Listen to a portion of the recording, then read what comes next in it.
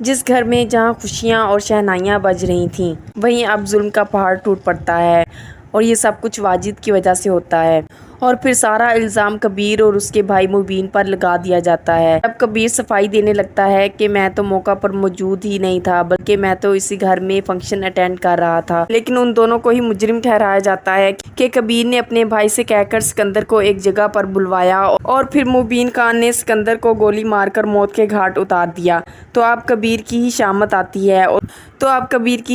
آتی ہے اور یہی کہا جاتا ہے کہ یہ سب کبیر کی وجہ سے ہی ہوا۔ حالانکہ کبیر تو اس سارے واقعے سے لا علم ہے، اس سب کے پیچھے تو واجد کا ہاتھ ہے، اسی نے ہی تو سب کو تباہ کرنے کی کوشش کی۔ وہ ویسے تو سکندر کا دوست بنا رہا، لیکن در حقیقت وہ اندر سے اس کی جان کا دشمن تھا۔ اس دن تو ویسے بھی سکندر کا نکاح تھا، لیکن واجد سے یہ خوشی ہضم نہ ہوئی۔ دوسری طرف کبیر جب مبین کے پاس جاتا ہے اور اس سے پوچھتا ہے کہ بھائی یہ آپ نے کیا کیا، جبکہ مبین نے یہ سب نہیں کیا ہوتا، بلکہ مبین کی آڑ میں یہ سارا کھیل کھیلا گیا۔ مبین آپ کہتا ہے کہ میرے پاس جو بھی اسلحہ موجود ہوتا ہے وہ میں نے اپنی حفاظت کے لیے رکھا ہوتا ہے، اور میں نے سکندر پر گولی نہیں چلائی، گولی کہیں اور سے آ کر اس کو لگی ہے۔ کبیر تو حیران و پریشان ہو جاتا ہے اور اسے کچھ سمجھ نہیں آتا کہ یہ سب کیا ہو رہا ہے۔ اسی دوران پولیس بھی وہاں پہنچ جاتی ہے اور اس طرح مبین کو گرفتار کر لیا جاتا ہے۔ کبیر تو اپنے بھائی پر جان نچھاور کرتا ہے اور اسے وہ کسی مصیبت میں بھی نہیں دیکھ سکتا، اور ویسے بھی مبین تو بے گناہ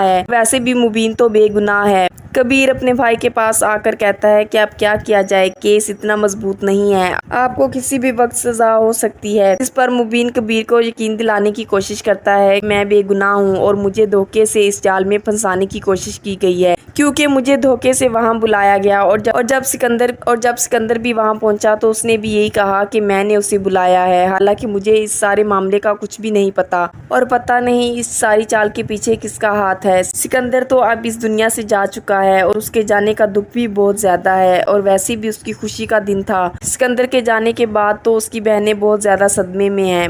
ماں بینا بھی وہاں افسوس کرنے آتی ہیں اور یہی کہتی ہیں کہ یہ بہت بڑا نقصان ہے اور اس نقصان کا مداوع کسی صورت بھی ممکن نہیں ہو سکتا۔ تو ریا کہتی ہے کہ اس نقصان کا مداوع ضرور ہوگا، اور جس نے بھی میرے بھائی کی جان لی ہے وہ ضرور تختہ دار تک پہنچے گا، اور اسے پولیس ہرگز نہیں چھوڑے گی، اور نہ ہی ہم اس کیس سے پیچھے ہٹیں گے۔ اب تو ماں بینا بھی پریشان ہو جاتی ہیں کہ میرا بیٹا تو بے گناہ ہے، مبین اتنا بڑا جھوٹ کیسے بول سکتا ہے، اگر اس نے کچھ ایسا کیا ہی نہیں تو وہ ضرور سچ ہی بول رہا ہے۔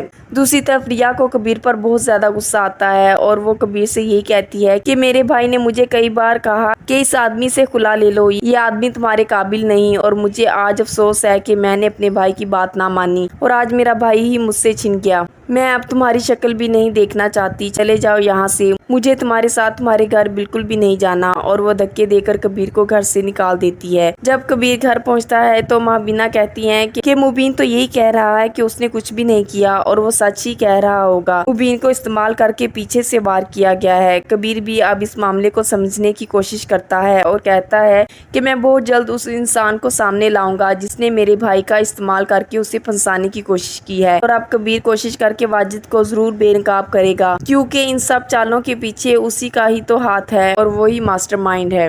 کیسی لگی ڈرامہ سیریل من مست ملنگ کی یہ ایپیسوڈ؟ کامنٹ سیکشن میں اپنے خیالات کا اظہار ضرور کیجیے گا۔ مزید ویڈیوز کے لیے چینل کو سبسکرائب اور بیل آئیکن کو پریس کرنا مت بھولیے۔ شکریہ۔